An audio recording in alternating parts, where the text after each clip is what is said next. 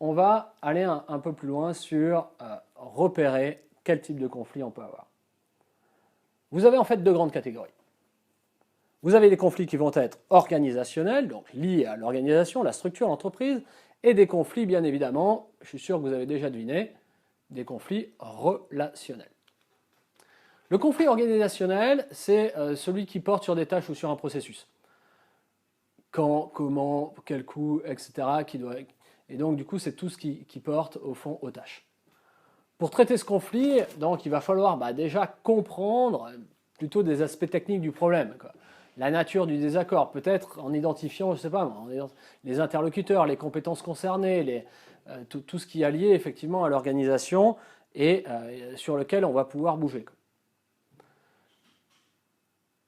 C'est source de beaucoup de conflits dans l'absolu, mais après c'est aussi une question de perception. Vous allez voir que de toute manière notre perception est hyper importante dans les conflits. On comprend qu'on peut avoir des conflits donc organisationnels et je comprends que je peux avoir des conflits rationnels. Le conflit rationnel, c'est plutôt provoqué par le choc de personnalité, quoi. De l'affect au fond, des crises identitaires au fond, par au fond les confrontations entre différents systèmes de valeurs qui peuvent peut-être même avoir des enjeux de pouvoir pour certains. Donc on comprend bien, parce qu'on est différent, parce que l'autre est différent, je ne vais pas me reconnaître dans ses valeurs, il ne va pas respecter mes valeurs, et donc du coup je vais avoir conflit.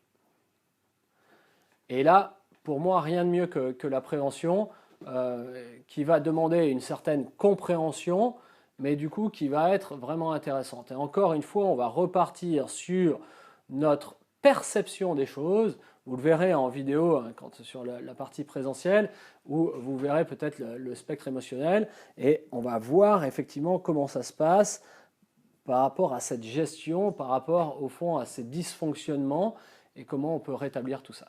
Et vous allez voir, quand on retraitera aussi de la gestion du stress, on va beaucoup reparler de ça.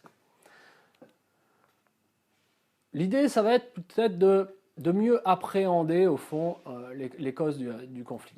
Parce que lorsqu'un conflit émerge, vous serez d'accord avec moi, vous pouvez spontanément invoquer un motif, peut-être deux, mais du coup, on va souvent s'apercevoir que c'est jamais de notre faute.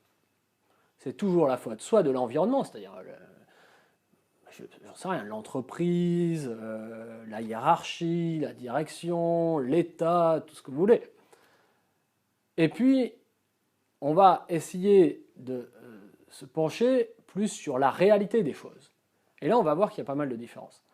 Donc du coup, on va essayer d'aller tirer, pour appréhender les causes du conflit, on va essayer d'aller tirer qu'est-ce qui est objectif là-dedans.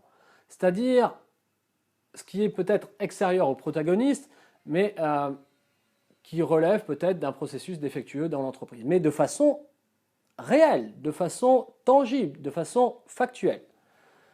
Donc on va aller regarder ça. Et puis effectivement, regarder ce qui se passe de notre côté un peu plus personnel, de façon subjective, et au fond, que notre façon de percevoir les choses est souvent liée à notre ego, à l'affect, et puis au filtre de la personnalité que je suis, de l'enfance que j'ai eue, des croyances que j'ai, de mes expériences passées, de mes échecs peut-être, de mes réussites, etc.